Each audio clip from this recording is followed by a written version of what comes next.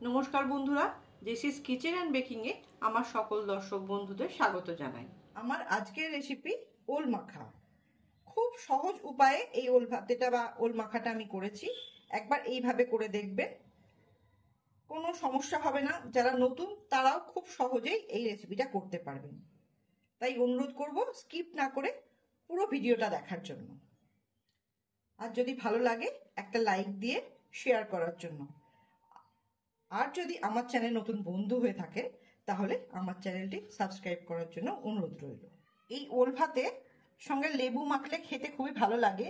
আর লেবু দেওয়ার আরেকটা কারণ হচ্ছে, যদি ওল খেতে গিয়ে কারোর গলা চুলকোয় বা গলা খুসখুস করে, সেটার সঙ্গে লেবুটা খেলে সেই সমস্যাগুলো হয় না। যার জন্যে ওল ভাতের সঙ্গে লেবু দিয়ে মেখে খায় বা খেতে ভালোও লাগে। তাহলে আসুন দেখে নিই আমার আজকের রেসিপি ওল মাখা। আজকে যেহেতু ওল মাখা করব, সেই জন্য আমি এখানে 200 গ্রাম ওল নিয়েছি। ওলের পাশের এই যে খোসাগুলো ছিল সেগুলোকে কেটে বাদ দিয়ে এবার এরকম টুকরো টুকরো করে কেটে নিচ্ছি। ওলগুলোকে এরকম টুকরো টুকরো করে কেটে নিয়ে এটাকে এবার সেদ্ধ করার জন্য কুকারে দিয়ে দিচ্ছি। ওলের সমস্ত টুকরোগুলোকে ভালো করে ধুয়ে নিয়ে কুকারে দিয়ে দিলাম। এবার এটাকে সেদ্ধ করার জন্য বসিয়ে দিচ্ছি।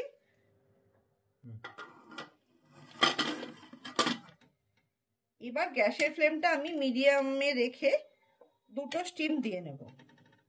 ওলটা তো এখনকার কচি ওল, সুতরাং খুব তাড়াতাড়ি সেদ্ধ হয়ে যাবে। দুটো স্টিম দিলে মানে সুসিদ্ধ হয়ে যাবে।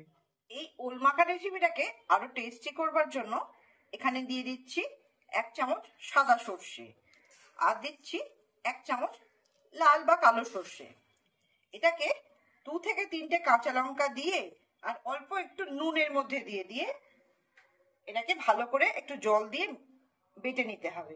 নুন দিলে এর তেতো ভাবটা আসে না বা থাকে না, তাই এটাকে একটু নুন দিয়ে জল দিয়ে একটু অল্প মাখো মাখো করে বেটে নিতে হবে। 3টে স্টিম দেওয়ার পর আমি গ্যাসের ফ্লেমটা বন্ধ করে রেখে দিয়েছিলাম আরো 5 মিনিট মতো। এবার ভাবটা বেরিয়ে যাওয়ার পর আমি এটাকে খুলে দিচ্ছি।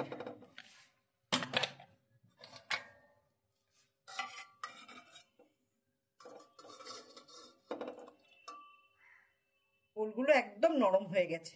এবার জল থেকে ছেঁকে ছেঁকে আমি সব ওলের টুকরোগুলোকে একটা পাত্রে তুলে নেব।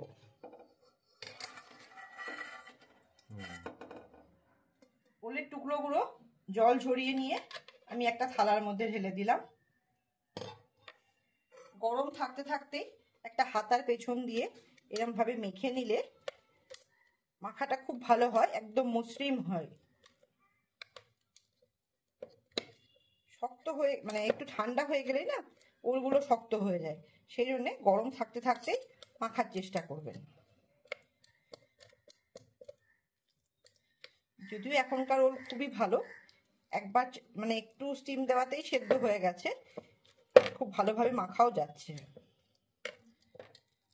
একটু গরম আছে তাই আমি হাতা দিয়ে এরকম ভাবে করছি। একটু ঠান্ডা হয়ে গেলে হাত দেওয়া যাবে এর মধ্যে।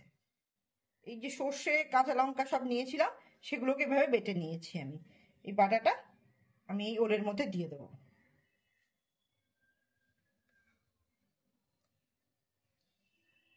সমস্ত সর্ষে কাঁচা লঙ্কা বাটাটা এর মধ্যে দিয়ে দিলাম আমি। এটা কিন্তু বাটি ধুয়ে জল দেওয়া যাবে না, যেরকম শুকনো শুকনো করে বেটেছি এরম ভাবেই দিতে হবে। আর দিতে হবে স্বাদ মতো নুন, আমি 1/2 চামচ দিচ্ছি। আপনাদের যদি প্রয়োজন হয় আবার দেবেন। আর দিচ্ছি সর্ষের তেল, সেটা এখানে আমি প্রায় 1.5 চামচের মতো দিলাম। তেলটা একটু বেশি লাগে, ঝাঁঝ ঝাল ঝাল খেতে খুব ভালো লাগে। এবার হাত দিয়ে সমস্তগুলোকে ভালো করে মিশিয়ে নিচ্ছি।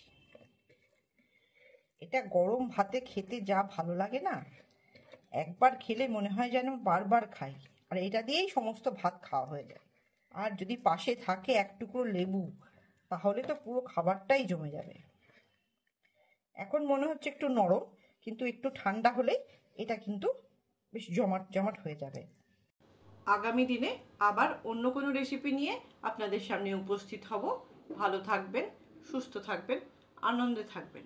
ধন্যবাদ।